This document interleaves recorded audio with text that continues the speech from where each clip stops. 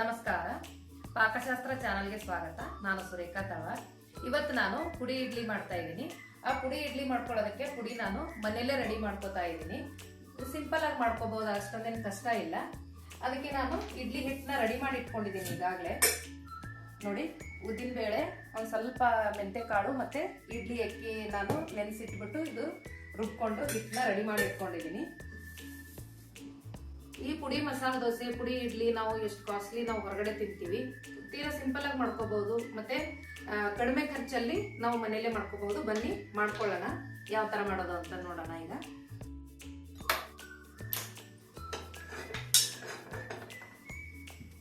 ಮೊದಲಿಗೆ ನೋಡಿ, ನಾನು 1 ಬಟ್ಲಷ್ಟು ಕಡಲೆಬೇಳೆ ತಗೊಂಡಿದ್ದೀನಿ. ಅದಕ್ಕೆ 1 ಬಟ್ಲಷ್ಟು ಉದ್ದಿನ ಬೇಳೆ. ಇದು ಎರಡನ್ನು ಸ್ವಲ್ಪ ಕಲರ್ ಚೇಂಜ್ ಆಗೋವರೆಗೂ ಚೆನ್ನಾಗಿ ಫ್ರೈ ಮಾಡ್ಕೋಬೇಕು. ಇದನ್ನ ಈ ಕಡೆ ನಾವು ಇಡ್ಲಿಗೆ ರೆಡಿ ಮಾಡ್ಕೊಳ್ಳೋಣ.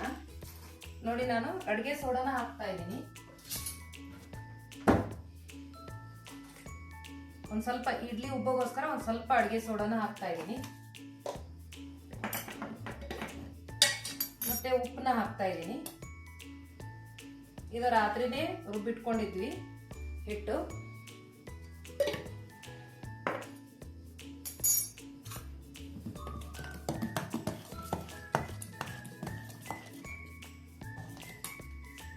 ನೋಡಿ, ಈಗ ಪ್ಲೇಟ್ಗೆ ಸ್ವಲ್ಪ ಎಣ್ಣೆ ಹಚ್ಕೊಂಡು ಈಸಿಯಾಗಿ ಬಿಟ್ಕೋಬೇಕಲ್ಲ, ಹಾಗಾಗಿ ಎಲ್ಲ ಪ್ಲೇಟ್ಗೆ ಸ್ವಲ್ಪ ಸ್ವಲ್ಪ ಈ ತರ ಎಣ್ಣೆ ಹಚ್ಚಿ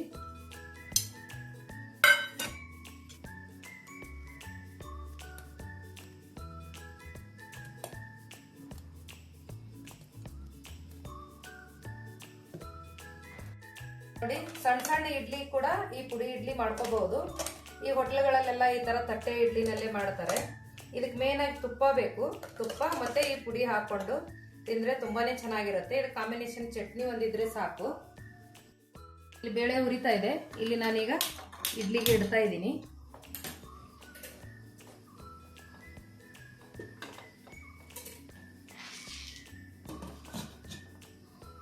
ಈ ಕಡೆ ಇಡ್ಲಿ ಆಗ್ತಾ ಇರಲಿ. ನೋಡ್ಬೋದು ಇಲ್ಲಿಗ ಕಲರ್ ಎಷ್ಟು ಚೆನ್ನಾಗಿ ಚೇಂಜ್ ಆಗಿದೆ. ಈ ತರ ಪೂರ್ತಿಯಾಗಿ ಕಲರ್ ಚೇಂಜ್ ಆಗೋವರೆಗೂ ನಾವು ಇದನ್ನ ಫ್ರೈ ಮಾಡ್ಕೋಬೇಕು. ಫ್ರೈ ಮಾಡಿ ಒಂದು ಪ್ಲೇಟಲ್ಲಿ ತೆಗಿತಿದ್ದೀನಿ ಇದನ್ನ.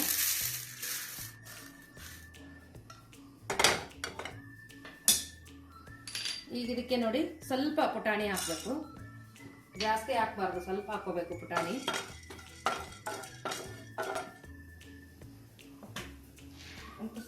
ಕಟ್ ಮಾಡಿ ಫ್ರೈ ಆಗಿದೆ. ಈಗ ಇದನ್ನು ತೆಗಿತಿದ್ದೀನಿ. ಇದಾದ್ಮೇಲೆ ನಾನೀಗ ಎಳ್ಳನ್ನ ಹುರ್ಕೋತಾ ಇದ್ದೀನಿ. ಇದಕ್ಕೆ ಎಳ್ಳು ತುಂಬಾನೇ ಟೇಸ್ಟ್ ಕೊಡುತ್ತೆ. ಎಳ್ಳು ಮಿಸ್ ಮಾಡಬೇಡಿ, ಎಳ್ಳು ಹಾಕ್ಲೇಬೇಕು. ಕರಿ ಎಳ್ಳು ಹಾಕಿದ್ರೆ ಇನ್ನೂ ಟೇಸ್ಟ್ ಬರುತ್ತೆ. ನನ್ನ ಹತ್ರ ಇದು ಬಿಳಿ ಎಳ್ಳು ಇತ್ತು, ಅದನ್ನೇ ಹಾಕ್ತಾ ಇದ್ದೀನಿ. ನೋಡಿ, ಈ ತರ ಚಟಪಟ ಚಟಪಟ ಅಂತ ಸೌಂಡ್ ಬರೋವರೆಗೂ ಚೆನ್ನಾಗಿ ಇದನ್ನ ಫ್ರೈ ಮಾಡ್ಕೋಬೇಕು.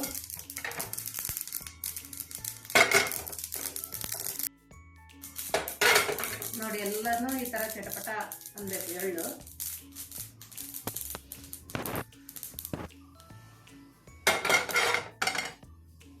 ಎಳ್ಳು ಫ್ರೈ ಆಯ್ತು. ಈಗ ನಾನು ಬ್ಯಾಡಗೆ ಮೆಣಸಿನ್ಕಾಯಿ ತಗೊಂಡಿದ್ದೀನಿ. ಖಾರ ಜಾಸ್ತಿ ಇದ್ರೆ ಪುಡಿ ಅಷ್ಟು ಇದೇ ಇರಲ್ಲ, ಮಕ್ಕಳಿಗೆ ಅದು ತಿನ್ನಕ್ಕಾಗಲ್ಲ. ಹಾಗಾಗಿ ಬರೀ ಬ್ಯಾಡಗೆ ಮೆಣಸಿನ್ಕಾಯಿ ಹಾಕಿದ್ರು ಸಾಕು. ಇಲ್ಲ ಸ್ವಲ್ಪ ಸ್ಪೈಸಿ ಬೇಕು ಅಂದ್ರೆ ಖಾರದ ಮೆಣಸಿನ್ಕಾಯಿ ಸ್ವಲ್ಪ ಇದ್ರ ಜೊತೆಗೆ ಹಾಕೋಬಹುದು. ಇದಕ್ಕೆ ನಾನೀಗ ಕರಿಬೇವು ಕೂಡ ಹಾಕ್ತಾ ಇದ್ದೀನಿ.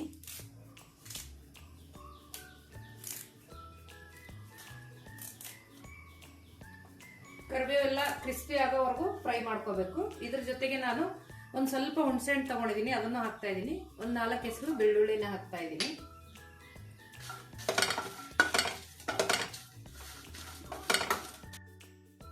ನೋಡಿ, ಇದ್ರ ಜೊತೆಗೆ ಸ್ವಲ್ಪ ನಾನು ಇಂಗ್ ಹಾಕ್ತಾ ಇದ್ದೀನಿ. ಇಂಗ್ ಕೂಡ ಫ್ರೈ ಆಗಲಿ. ಇದರಲ್ಲಿ ನೋಡಿ, ಒಂದು 1/4 ಟೇಬಲ್ ಸ್ಪೂನ್ ಅಷ್ಟು ನಾನು ಇಂಗನ್ನ ಹಾಕ್ತಾ ಇದ್ದೀನಿ. ಇದ್ರ ಜೊತೆಗೆ ಇಂಗು ಕೂಡ ಸ್ವಲ್ಪ ಫ್ರೈ ಆಗಬೇಕು, ಹಾಗಾಗಿ ಇಂಗ್ನ ಹಾಕ್ತಾ ಇದ್ದೀನಿ.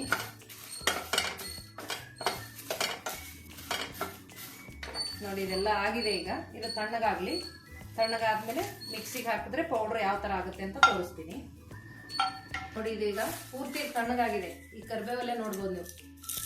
ನೋಡಿ, ಈ ತರ ಮುರಿದ್ರು ಈ ತರ ಪುಡಿ ಆಗ್ಬೇಕು. ಮೆಣಸಿನ್ಕಾಯಿ ಸಹ ನೋಡಿ ಈ ತರ ಆಗಬೇಕು. ಫುಲ್ ಡ್ರೈ ಆದ್ಮೇಲೆ ನಾವು ಇದನ್ನು ಮಿಕ್ಸಿನಲ್ಲಿ ಪೌಡರ್ ಮಾಡ್ಕೋಬೇಕು.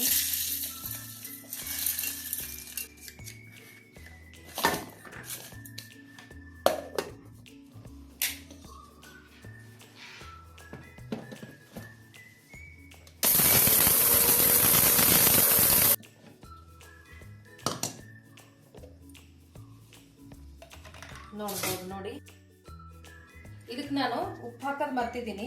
ಈಗೇನಾಗಿಲ್ಲ, ಇದಕ್ಕೆ ಈ ಪೌಡ್ರಿಗೆ ನಾವು ಉಪ್ಪು ಸೇರಿಸ್ಬಿಟ್ಟು ಇನ್ನೊಂದು ತುಸು ಮಿಕ್ಸಿನಲ್ಲಿ ಇದನ್ನು ಪುಡಿ ಮಾಡ್ಕೊತೀನಿ. ಜಸ್ಟ್ ಮಿಕ್ಸ್ ಮಾಡ್ಬೇಕಷ್ಟೇ, ಉಪ್ಪು ಹಾಕಿರಲಿಲ್ಲ.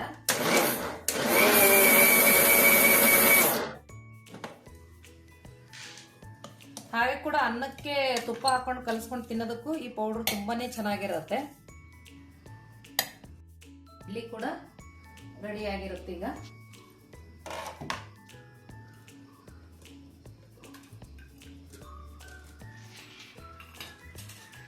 ಇದು ಸ್ವಲ್ಪ ತಣ್ಣಗಾಗ್ಲಿ, ಇಡ್ಲಿ ತೆಗೆದು ಇದ್ರ ಮೇಲೆ ಯಾವ ತರ ಹಾಕೋದು ಅಂತ ತೋರಿಸ್ತೀನಿ.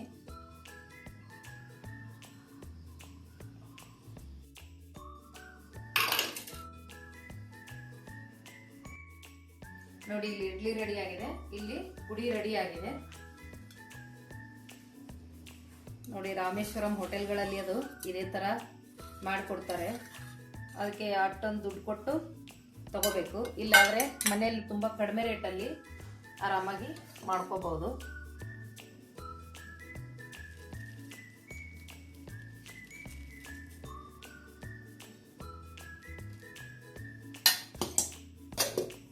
ಅದಾದಮೇಲೆ ಮೇನು ತುಪ್ಪ ಹಾಕ್ತಾರೆ, ತುಂಬಾನೇ ತುಪ್ಪ ಹಾಕ್ತಾರೆ. ನಮಗೆ ಎಷ್ಟು ಬೇಕೋ ಮನೆಯಲ್ಲಿ ನಾವು ಹಾಕ್ಕೊಂಡು ತಿನ್ಬಹುದು.